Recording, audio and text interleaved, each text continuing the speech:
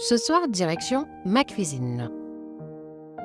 Donc, pour une grosse assiette de sushi fait de maki et quelques restes, on prend 300 g de sushi qu'il faut vraiment laver et qu'on laisse reposer 20 minutes comme ça.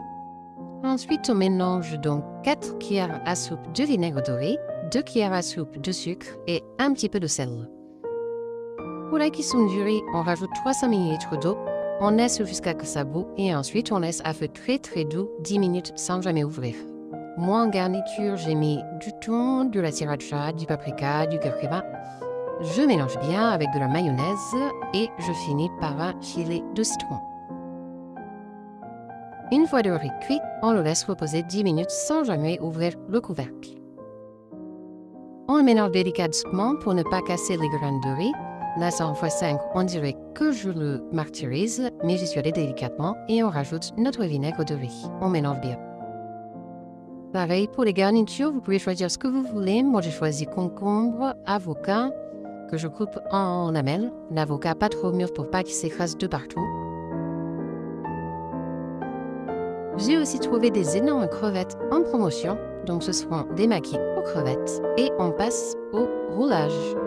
On se mouille les doigts pour pas trop que ça colle. On essaye de faire un plancher un petit peu fin, sinon ça va faire des gros maquis bourratifs. On se remouille les doigts à chaque fois et on met petit à petit. Là, je place tous les ingrédients en ligne. J'essaie de les serrer pour pas qu'il y ait d'espace. Et on roule. Normalement, c'est avec des films plastiques, j'en avais plus et finalement, ça va très bien avec le papier sulfurisé, ça accroche pas du tout. Je mets un petit peu d'eau pour que ça colle bien et on a un joli boudin. Donc, on répète les boudins avec tous les ingrédients. Donc là, c'est avec le thon. Même si ça déborde un peu, c'est pas grave.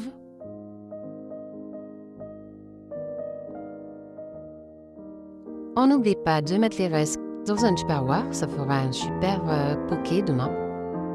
Et on passe au découpage. Il vaut mieux mouiller la lame de son couteau pour que ça glisse bien et ne pas trop martyriser le boudin pour que ça reste en place.